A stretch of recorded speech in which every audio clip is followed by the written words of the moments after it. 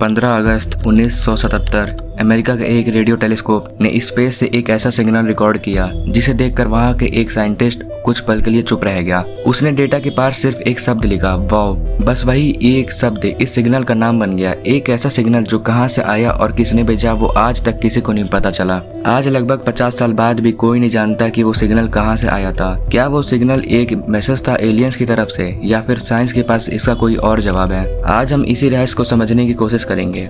Let's begin. 1970s का time था। उस वक्त साइंटिस्ट एक प्रोजेक्ट पर काम कर रहे थे जिसका मकसद था स्पेस में किसी इंटेलिजेंट सिविलाइजेशन के रेडियो सिग्नल्स को ढूंढना। इसके लिए अमेरिका में बिग ईयर रेडियो टेलीस्कोप लगाया गया था। ये आम टेलीस्कोप की तरह बस आसमान की तस्वीरें नहीं खींचता था, बल्कि ये स्पेस से पृथ्वी तक आने वाले सिग्नल को भी रिकॉर्ड करता था। हर दिन हजारों रेडियो सिग्नल रिकॉर्ड होते थे और उनमें से ज्यादातर नेचुरल होते थे। लेकिन 15 अगस्त 1977 को सब कुछ बदल गया। उस दिन टेलीस्कोप ने एक बहुत ही पावरफुल रेडियो सिग्नल रिकॉर्ड किया। सिग्नल सिर्फ 72 सेकंड तक मिला और फिर अचानक गायब हो गया। जब एस्ट्रोनॉमर जेरी एहमान ने उसका प्रिंट आउट देखा, उन्होंने सिग्नल की अनयूजुअल स्ट्रेंथ देखकर उसके पास रेड पेन से वाव लिख दिया। तब से इसे द वाव सिग्नल कहा जाता है। सबसे अजीब बात ये थी कि सिग्नल दोबारा कभी रिकॉर्ड ही नहीं हुआ।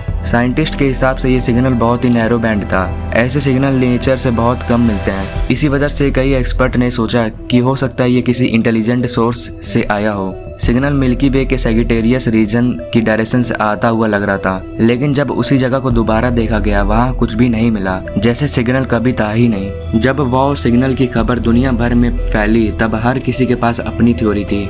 सबसे पॉपुलर थ्योरी थी एलियंस। कुछ लोगों का मानना था कि ये सिग्नल किसी इंटेलिजेंट सिविलाइजेशन ने भेजा था, क्योंकि जिस फ्रीक्वेंसी पर यह सिग्नल मिला था उसे साइंटिस्ट हाइड्रोजन लाइन कहते हैं। कई रिसर्चर्स का मानना है कि अगर कोई एडवांस सिविलाइजेशन किसी दूसरे सिविलाइजेशन से कांटेक्ट करना चाहे तो वो इसी फ्रीक्वेंसी का यूज कर सकती है, क्योंकि ये पूरे यूनिवर्स में एक खास फ्रीक्वेंसी मानी जाती है। लेकिन हर साइंटिस्ट इस बात से सहमत नहीं था।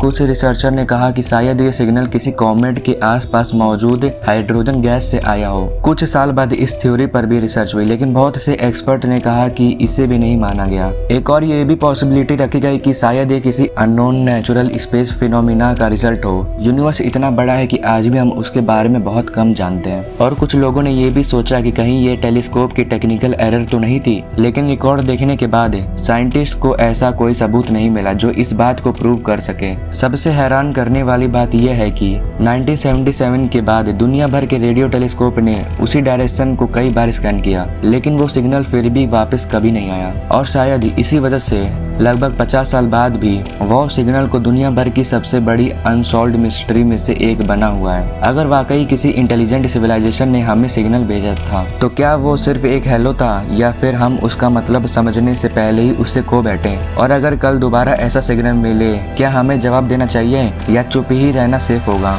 अपनी ओपिनियंस कमेंट में जरूर बताना। और अगर आपको ऐसी रियल मिस्ट्रीज पसंद है तो इस चैनल को सब्सक्राइब करना मत भूलना। मिलते हैं अगली मिस्ट्री के साथ, तब तक के लिए बने रहिए।